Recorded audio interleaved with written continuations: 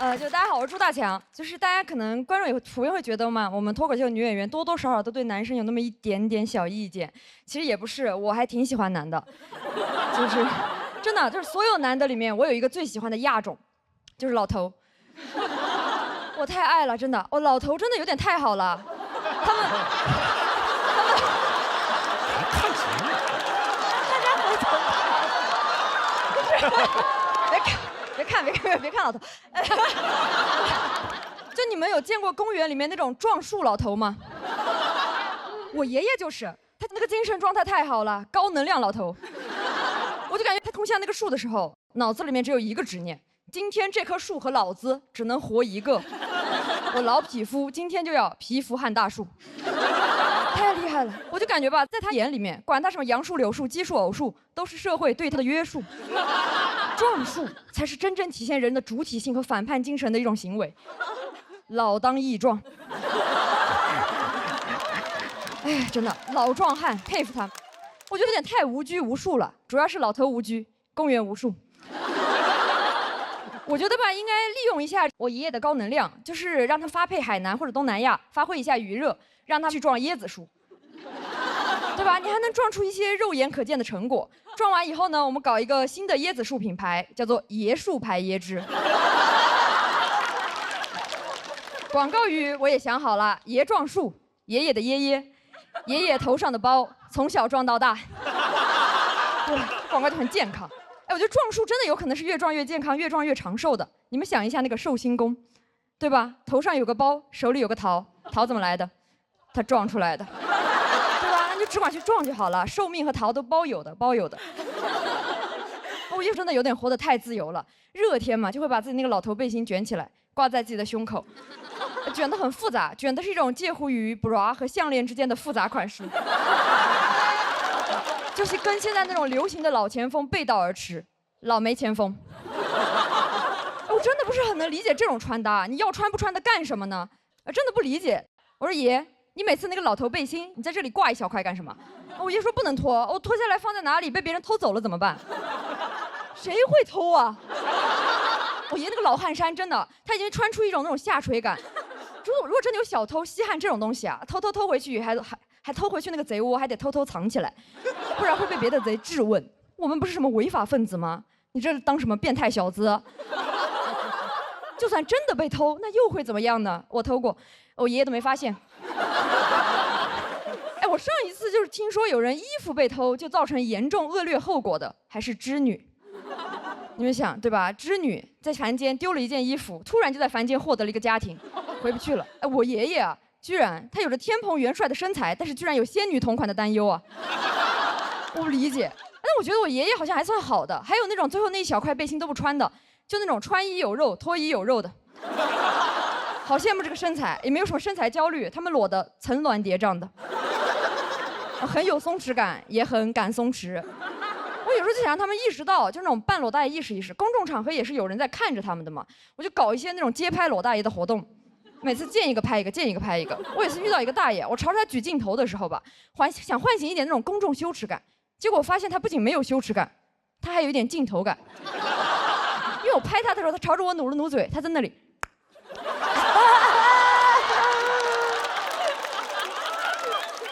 说哟，好想的肚皮，好自寒的精神状态呀！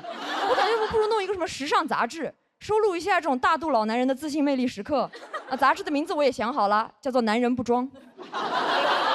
然后再发行一些海外版，叫做《白花花公子》。有点太自由了，就感觉那是什么老头的2个自由点。那个自由点怎么不用那个黑色塑料袋给它包一下子呢？对吧？所以应该包起来的自由点。而且就有时候跟他讲说是多穿一点这种话讲是没有用的，因为他有一种那种超绝钝感力，他完全不内耗。我每次跟他讲什么他听不到，因为他耳朵背，但是嗓门大，耳朵越背嗓门越大，这2者就那种相辅相成，相互促进。我参观过我爷爷跟别人吵架，就他骂别人的时候嗓门超大，别人一骂他，他在那里啊。哎呦，我就感觉这种钝感力真的太好了，有时候真的会给我一些启发。我2次出门在那着急化妆呢，结果看见我爷爷，我那个摊着个大肚皮在那个小区广场上面晒太阳。我远远一看，我说：“哎呦，海豹，好松弛呀！”我有时候感觉我爷的肚皮真的比我的脸皮厚多了。我有时候觉得他这样子出门都行的话，我什么样不行呢？我就感觉我的素颜焦虑和身材焦虑，有时候直接被我爷爷那个不受规训、不涂防晒的大肚皮治愈了。我爷每天在小区广场晒一块简简单单的那种大肚皮，就把小区广场过得跟那种沙滩一样。我们小区也没有海，有海，海在我爷爷自己头上，一小块地中海。就跟我爷爷那小块背心交相呼应的。哇，我爷爷每天真的在那里光膀子穿围脖，打一个动物 ，QQ 企鹅。特别我爷爷还有卡痰，每天在那，我就知道啊 ，QQ 爷爷上线喽，很可爱。哎，我爷爷真的有时候感觉又像一个海豹，又像一个企鹅的感觉，他就是一种南极动物。所以我现在正式确诊为我爷爷是一个南极仙翁，对吧？每天撞树撞脑袋包，还担心自己衣服被偷，真的，我的神仙爷爷啊，老仙男。活得有点太潇洒了，但我有时候还是希望老仙男能多少还是穿上一点吧，也希望我能拥有一些我爷爷这种老头的松弛感。我现在就致力于做一个那种精神上的老头，我自由不受规训，也充满主体性。我主动去撞生活中的每一棵树，我越撞越死撞。如果有质疑声，我也在那里啊。大家好，我是大强。OK。我真的想不到有一天南瓜这个颜值能搞上擦边啊，就是。啊，姐妹们，你们叫他好帅，你们吃点好的吧。求去了。哎，南瓜刚才自己说到自己可能为了减肥，就是少吃了很多饭吧。今年，我希望你少吃那些饭，我吃。我要吃饭，我要上桌的。开始今天正式的演出啊！大家好，我叫朱大强。好热情，谢谢大家，谢谢大家。我是一个就是比较容易生气、比较容易愤怒的人啊。我们女生生气气多了的话，就会长很多的那种甲状腺结节、乳腺结节各种嘛。我每次就是一生闷气，就开始长那种乳腺结节。我把这个气发出来呢，开始长甲状腺结节。哎，我就感觉我好像一气呵成2种结节。哇，有点太多了。我就感觉我每天这些结节，就是你们胸腔这里长不下的，开始长到嗓子眼这里去。这什么？节节高升。然后嗓子眼这里长不下的结节呢，又掉到下面去，节节败退。然后在我体检的时候，医生跟我讲啊，说是90%的女人都会长结节的。哇，我就感觉如果这么高的比率都拥有结节的话，它就不应该再是一种疾病了，它应该成为一种新型的器官，对吧？而且我觉得如果都是女生来长的话，我们以后这个新器官给它叫一种新名字，我们以后叫它妇女节。我觉得我爱生气吧，这个东西完全也怨不得我，是因为我感觉每天我生活中那种看不顺眼的人有点太多了。哇，有些人真的在公众场合边界感有点太差了。我有次在那种餐厅里面吃饭啊，我隔壁桌有个哥们在那里猛猛抽烟，哇，抽烟抽到我感觉他要在我旁边那种原地升仙了，我就开始过去大声呵斥他，我说公众场合不可以抽烟的呀。他自己还气上了，他开始那种恶狠狠地瞪着我，然后一边瞪我吧，一边有点想放点狠话，我感觉他有点咽不下那口气，也有点咽不下那口烟。然后他开始拿着那个烟恶狠狠地开始把那个烟攥灭在自己碗里的饭上，我有点看不懂。我说这是在用不吃碳水表达自己的愤怒吗？看不明白。我说有点太会愤怒了吧，感觉就是一种超弱的超熊，泰迪熊，还挺可爱的。哎，我觉得如果他真的想就是当狠人的话，他应该一边抽一边灭烟，一边把那个烟灭在自己的头上，对吧？一边抽烟一边烫头的，看起来就那种超绝狠人。我真的很看不惯那种在公众场合乱抽烟的人啊！我唯一能接受人在公众场合冒烟的情况呢，就是他火化。然后有时候觉得吧，抽烟就是一种慢速火化，主要是对抽烟人的身体不好，二手烟也不好。他火化，我陪葬。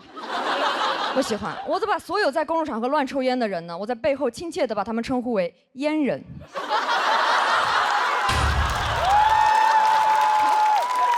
哎呀！好恨烟人啊，真的，特别的那个烟人有时候走路走在我的前面，你就感觉他一路走一路排放尾气。我说这种人为什么不去走那个机动车道呢？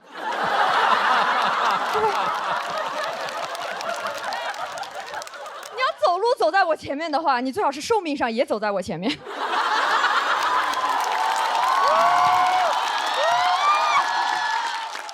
哇，这种路上走的也能接受。我最讨厌的是那种密闭空间内抽烟的那种。我有一次打上一个出租车啊，哇，那个司机在里面猛猛抽烟，我在后面很生气，我说烦死了，我说你一直抽什么烟呀？他说我抽软中华呀。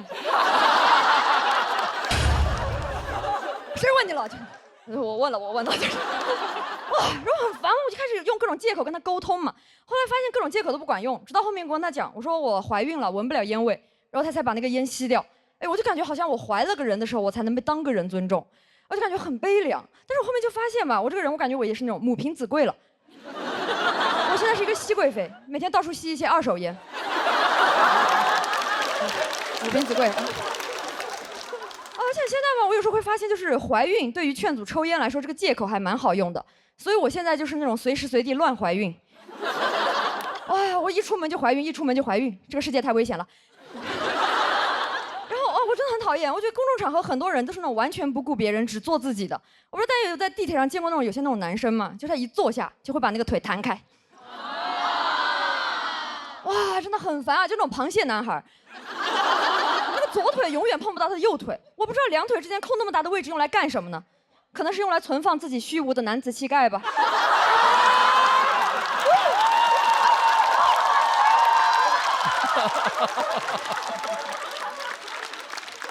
不理解，不理解。但有时候这种大男人坐姿真的会影响到我的，因为我有一天坐地铁哈，我旁边那个男士也是一坐下就把那个腿弹开了，而且他那个腿越弹越开，越弹越开，他有点太放得开了。哇，我就感觉他那个腿在和那个车一起开，往城市的边缘开。哇，然后他搞得我坐的位置开始越来越狭小，越来越狭小嘛，我就想提醒一下他，我就开始翘二郎腿，我就翘一下踢他一脚，翘一下踢他一脚。哇，我真的每一脚都踢得巧妙又刻意。甚至吧，为了能够多踢他2脚，我还陪他多坐几个站。然后最后我跟他一起是同站下车的，我跟他一起下车的时候，他在那里问我，他说那个你是不是对我有意思呀？我说啊，还真有意思。哎，弄巧成拙，自找苦吃。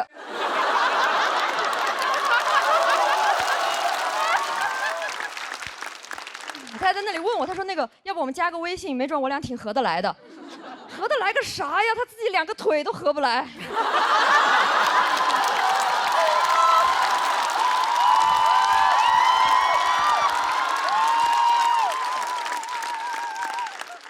而且我真的感觉他自己2条腿已经构成了一种开放式关系了。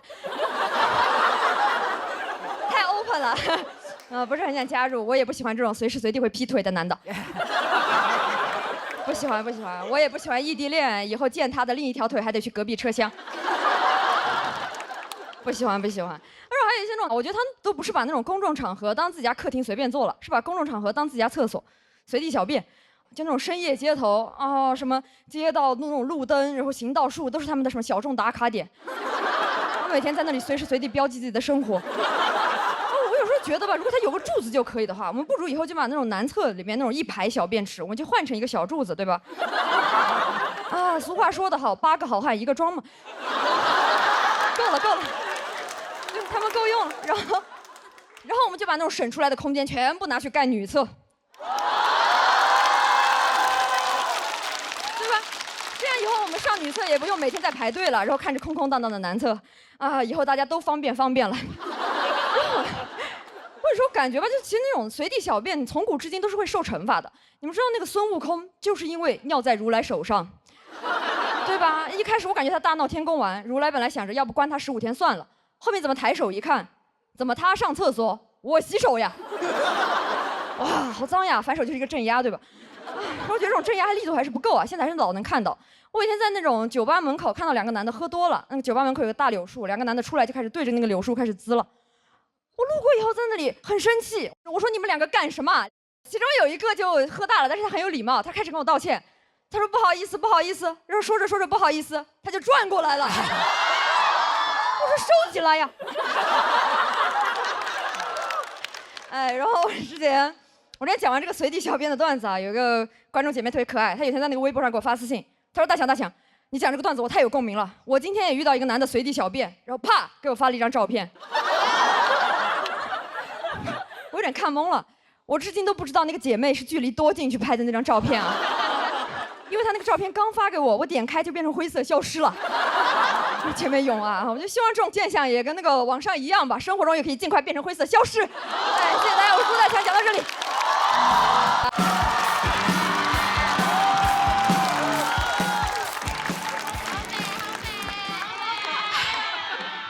其实我呀，也不是一开始就这么成熟美丽的。大家好，我是西七啊。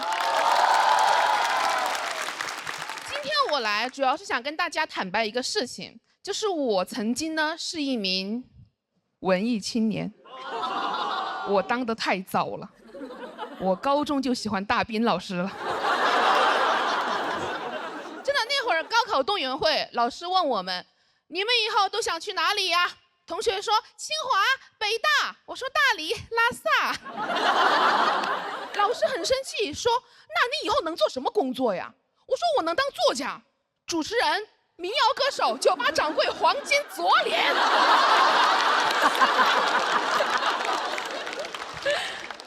所以我高考结束就马上去了一家青年旅社里面做义工，在浙江一个古镇叫西塘。哎，我在那里生活。很荒唐，因为我是那个青旅里面唯一的义工，我以为我去那儿可以净化身心、洗涤灵魂，没有净化身心，只有洗涤灵。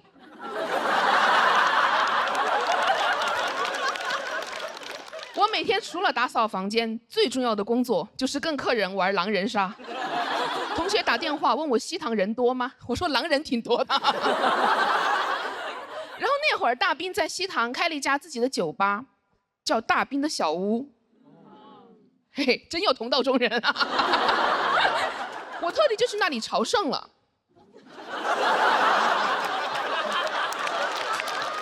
哎呀，不要嘲笑我，好吗？好的。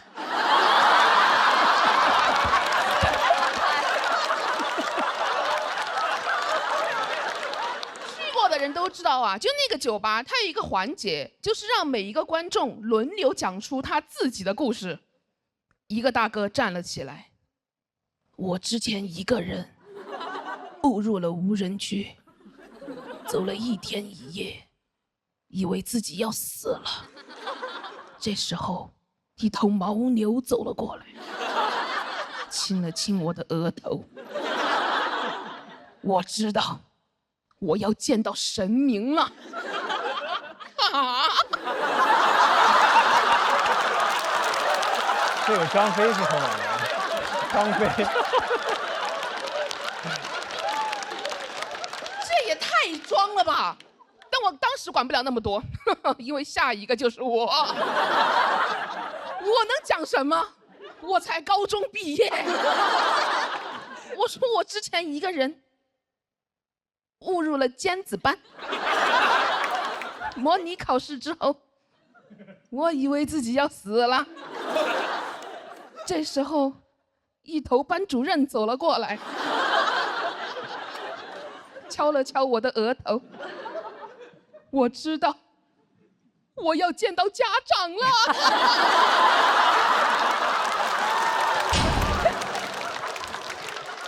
我当时在那个青旅里面待了1个月左右，认识了很多来自全国各地的客人，基本上都是背包客、骑行的和大学生，搞得我当时一度以为是我们青旅有规定，不能接待有钱人。我在那认识了很多人，没有一个正常人，他们都在朋友圈里卖佛珠，最近开始卖盲盒，买了一个，打开是佛珠。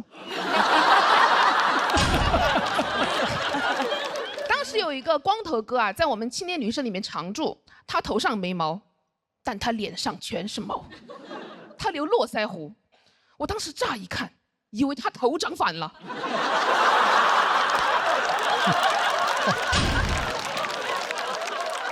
光头哥是那种很典型、很老派的文青，他最瞧不起的就是那些被社会时钟裹挟的人。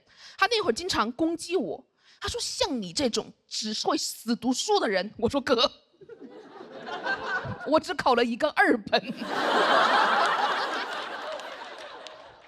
他说：“你以后只会过那种最无聊的生活，你只会找工作、等升职、坐公务舱、住希尔顿。”我应当珍惜这份祝福。光头哥又说：“他说你要记住，你是为自己而活的，人生没有什么目的地是一定要抵达的。”我说：“我还没去过拉萨。”他说：“那你是白活了。”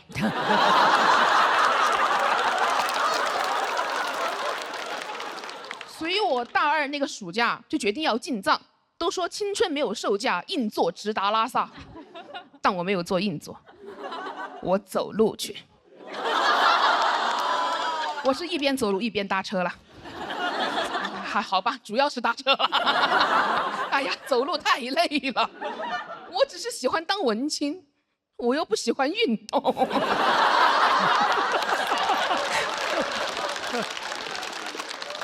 我当时年纪小啊，特别期待在路上碰到的人都是大兵书里面那种人，所以我一上车迫不及待问司机，我说你为什么想去西藏？你是流浪歌手还是地下诗人？司机说我放年假。我说那你逃离原生家庭？他说没有。我说那你感情受挫？他说没有。我说那你肯定有抑郁症？他说不想做就滚下去。我的小嘴巴就闭了起来。我意识到这个车里啊是禁止文艺的，这不是一辆文艺之车，这是一辆汽车。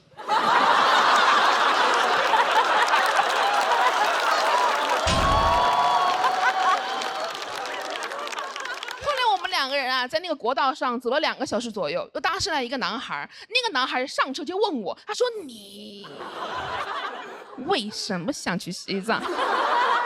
我当时真的很紧张，透过那个后视镜看了一眼司机，我说：“啊，我放暑假。”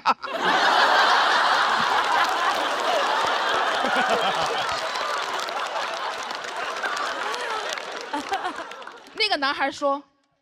我之所以想去西藏，他离滚下去不远了。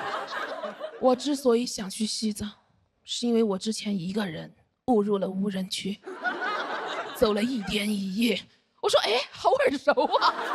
我还没说话，司机也坐不住了。司机说，这个开头听了7、8遍，这无人区怎么人山人海的呀？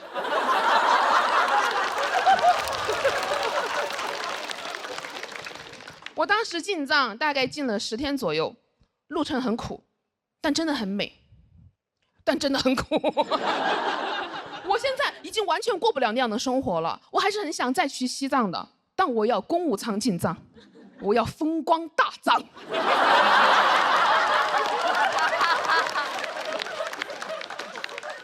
你们也能听出来，以前的我呢是没苦硬吃，现在的我没钱硬花。但很多改变呢，就是在不知不觉之间就发生了。前2年，我跟光头哥又见了1次面，在西塘那个青年旅社里面，距离我跟他第1次见面已经过去10年了，一切都变了。他结婚了，有了小孩，还有了一份稳定的工作。但我能看出来，有些东西没有变，他还是没有长出头发来。我当时特别想跟他说：“乖，摸摸头。”那天晚上，我跟他在青旅里面聊天，聊得很晚。光头哥说要走，我说你要去哪里啊？他说哦，单位给我在附近订了希尔顿。我当时看着他离开的背影，没有忍住开口问他：“你不是说人生没有目的地一定要抵达吗？”他没说话，但他的手机发出声音：“您的专车已经抵达上车点。”谢谢你们。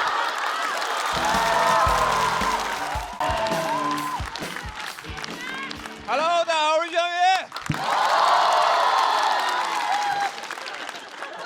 先磕了一下，好尴尬呀！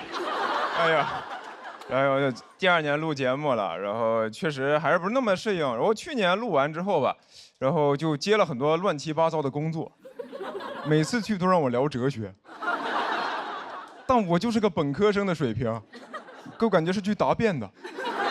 问我说：“翔宇，你怎么理解尼采？”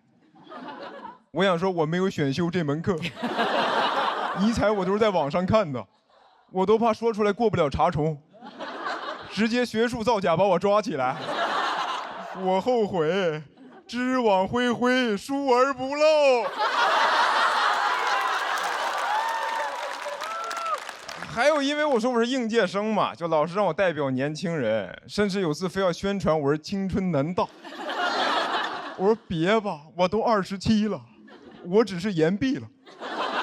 那你是不是只要在读书就一直是南大？整个宿舍一起延毕到80。哎，耄耋南大。啊，一起推着轮椅去上课。老师说：“同学们，我这门课今年可能会挂几个人呀。”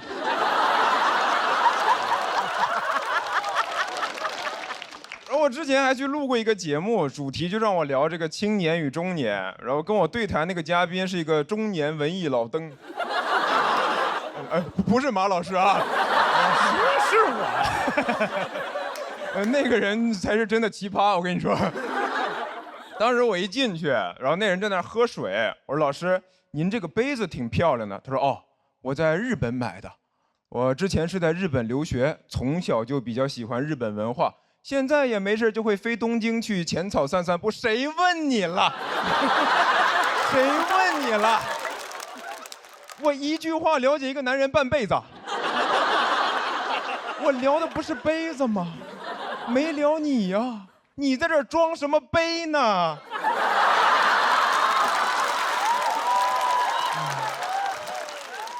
后来又聊到那种什么中年爹味儿的话题，他就又来了。能理解你们年轻人，爹肯定是不好。我年轻的时候呀，你听哥一句劝，你懂我意思吧？太诡异了，就是一个老登在教你面对青年困境。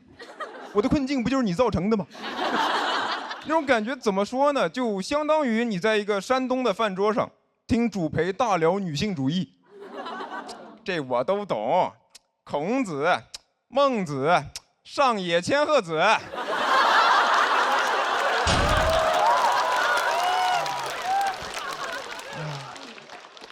然后我最难理解的一类工作吧，就是让我给建议。说给应届生建议，给年轻人建议，甚至给职场人建议。我一个刚毕业的本科生，天天到处给人建议，我成专家了。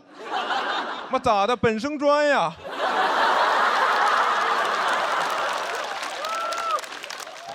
我自我认知觉得我是靠讲脱口秀被大家认识的，就你让我搞笑我 OK， 但是聊别的我是真不会。哎，我是真的很难理解。为什么现在人在一个领域取得成就，你就可以掺和其他领域？你像现在很多人火了之后就会出书，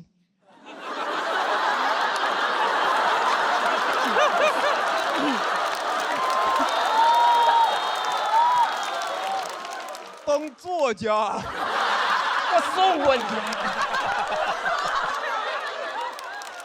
哎，以前出书很难的，你想想司马迁。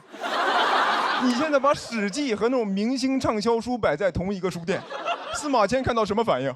说啊，这样就可以吗？我受宫刑忍辱偷生值得吗？还迈不过这个人间不值得啊！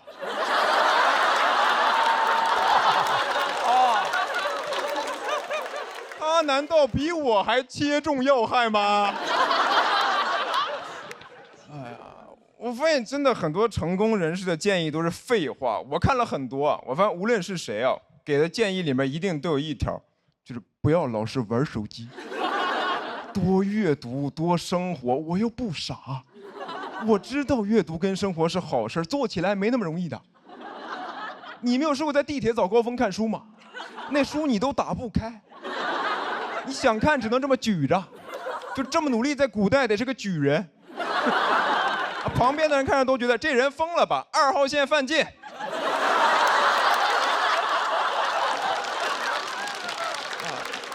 然后我真的也被人问过，说翔宇，你在人生的低谷会反复看的书是什么？我看的是《斗罗大陆》和《斗破苍穹》。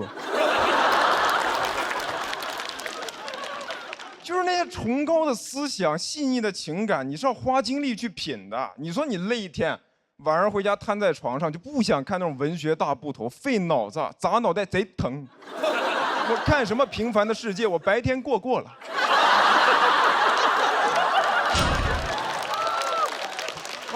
你说你要是被领导客户大骂一顿以后，你是看《卡拉马佐夫兄弟》，花60页讨论是否要对恶人正直善良，还是看《斗破苍穹》，谁惹我全杀了。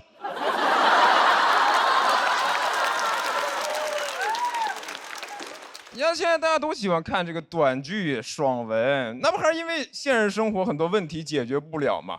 这你要真过成爽文，谁还看爽文？我就不信马云会看爽文。啊，一觉醒来我是千万富翁。马云说我破产了。哎呦，这种苦难文学，在这消费痛苦，不看，太压抑了，还是过我平凡的生活吧。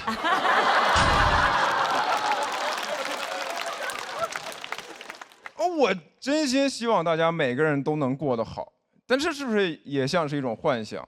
所以我就不想给建议，我想拍个短剧，一觉醒来，我们每天都有时间阅读和生活。谢谢你们，我是肖宇。Hello， 大家好，我是刘洋。哎呀，算是重回到这个舞台了。就是大家也知道，去年参加了2个很优秀的节目，取得了一些略微的小成绩啊，甚至还出了一本书啊。书名叫《只有我一个人觉得被冒犯了吗》啊。然后，但说实话，多了很多的机会，现在甚至能拍一些个影视剧了。前一段时间甚至还拍了一部院线电影。好吧，这个牛只能吹到这儿了。因为我那个角色实在是太小了，就是那个角色小的，就这么说，就如果你想在电影院看到我的角色，得我跟你一块儿去电影院。我就坐你旁边，一到那我说，哎，你说，那就是我的角色，就那么小。但说实话，这种机会非常的难得。但我这个人是这样的，只要机会难得，我就会觉得不配得。我到那儿特别的紧张，我到了剧组，我什么都不敢干，我生怕我干任何一件事他们就把我给换了。我甚至我不骗大家，真的，我饭都不敢吃。剧组老师说，刘老师吃盒饭吧，我说我从不吃饭。我生怕我一吃饭，他说这个演员竟然吃饭，赶紧把他换一个没嘴的过来。我特别紧张，尤其是我看到那个收音的麦也是，第一次拍他有那个麦，各位见过哈？我看这玩意儿压力大死了。我不是因为别的，我是因为他离我太远了。我在想，这个麦离我那么远，我如果台词没收到，他觉得是我演员的问题，把我换了怎么办？所以我想的是，我要在拍的时候尽量离他近一点。我就一说话就是你这是要干什么？你然后他说你这是要干什么？突然想亲我这个人。但是有的时候最紧张的是，他有的时候他这个麦要贴在你的皮肤上，他直接贴在皮肤上，这个真的压力太大。因为我这个人特别能出汗，就这个麦根本就贴不住，我太能出汗。当然这不怪我，这怪我的基因，因为我姓刘嘛，姓刘的当皇上的时代是汉朝。什么东西？又汗又潮。我这个麦只要贴在我身上，滋儿就掉到我肚脐眼，一贴滋儿就掉到我肚脐眼，感觉是那个麦说行了，嘴说的也差不多了啊，我们听听肚脐眼怎么想。然后每次都掉，我说我是怎么发现的？是那个导演拍了几条跑过来跟我说，他说刘老师，表演特别好，表情动作都很到位，但是如果您对我们的台词有意见，能不能说出来咱们商量？不要直接删掉。我说我有病吗？我一共3句台词，我删1句的意义是什么？我比较喜欢偶数嘛我。然后我说，他说你看看回放，我一看回放，我的天啊，各位，我何止是删掉，我还怪叫啊。那个麦就往下的时候，我这个声音就越来越拖，逐渐消失，然后一阵沉默之后，就是一个喉咙里的怒音。就在因为我的麦在掉，我一说话就是你今天怎么看见了？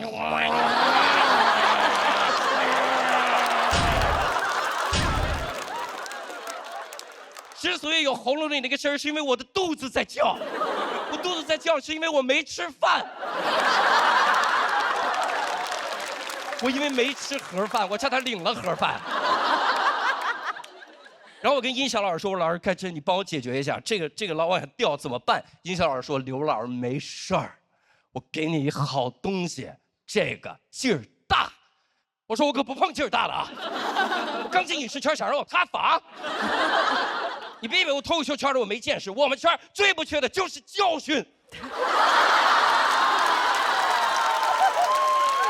我说不是，这个是胸带，勒的劲儿贼大。我说你们这儿好好说话，判几年啊？你们这儿？胸带是什么呢？各位是这样，它就像一个皮尺一样，是一个肉色的皮尺，它直接勒在你的胸口，然后记住了，它把那个麦直接夹在胸带上就行，怎么出汗都没事儿。我说这也太牛了。他说更牛的是，整个剧组只有你有。我说那我可得好好珍惜。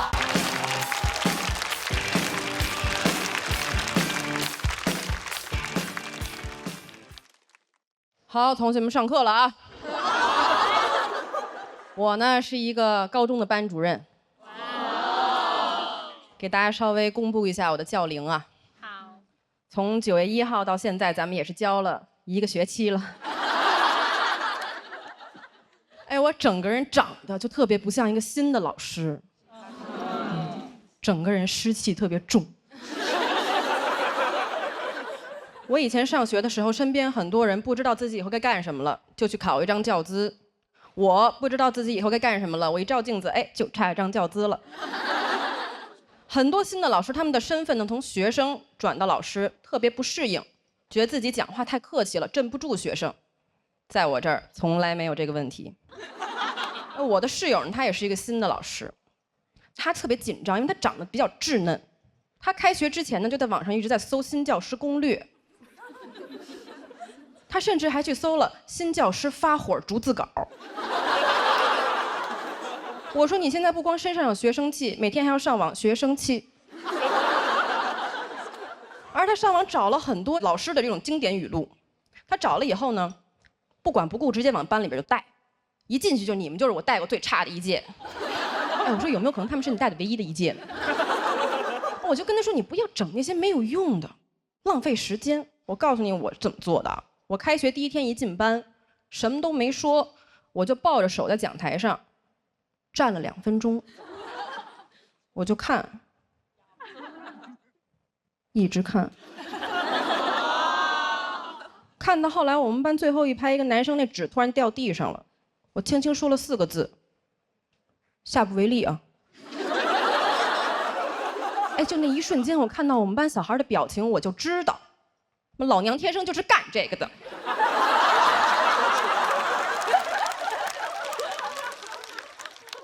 我后来感觉啊，当了半年老师以后，为人师表的表在我这儿大概是表面的表。说实话，现在教学水平有点配不上我的长相了。哎，我们班小孩老跟我说，老师这个不会那不会，在班里边特别紧张。我说你们紧张什么？我跟你们一样紧张。很多知识点，老师就比你们早知道1天而已。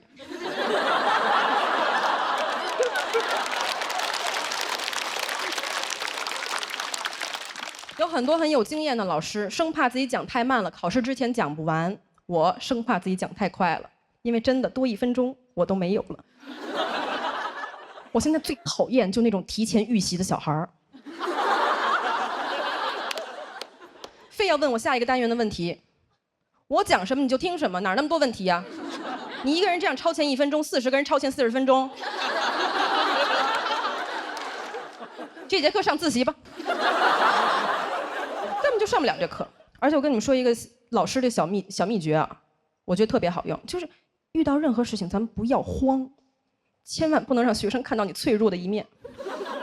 哎，有一次我上课上到一半，我们班小孩直接指出，老师你这 PPT 里面好像写错了。哎，我面不改色心不跳，我说啊，是吗？只有他一个人看出来了吗？老师觉得很失望，很失望。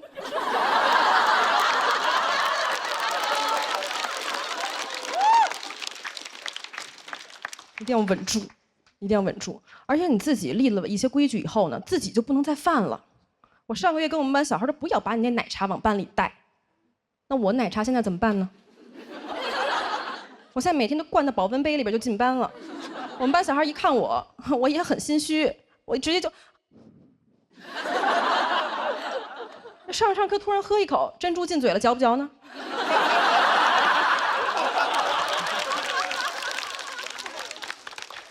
哎，我经过我们班小孩听他们在那议论我，我听得特别清楚。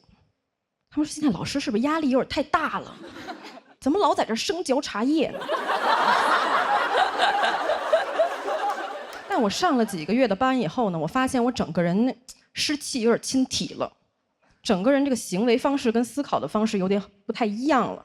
比如说我小的时候，我最喜欢看的电影就是《哈利波特》，我觉得哈利波特是这个世界上最勇敢、最自由的人。但是现在哈利波特重映了，我又去看，我坐在观众席，我脑子里就一个想法：谁要当他班主任，真倒了8辈子大血霉了。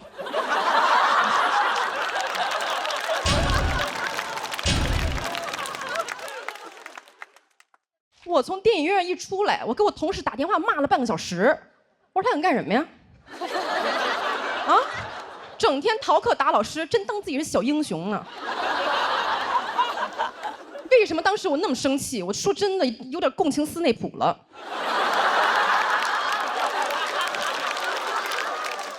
哎，你别看斯内普长那样，没准叫龄就2年。我现在除了想法，我行为上也有很大的这个变化。有一次我在剧场演出，演到一半，坐第1排那女生手机突然响，你别害怕啊。我手机突然响了，我都不是被她那个手机铃声打断，我忘词儿了，我上去就，差点把人手机当场给没收了。还有刚刚气氛组，就是拍灯之前没有举手。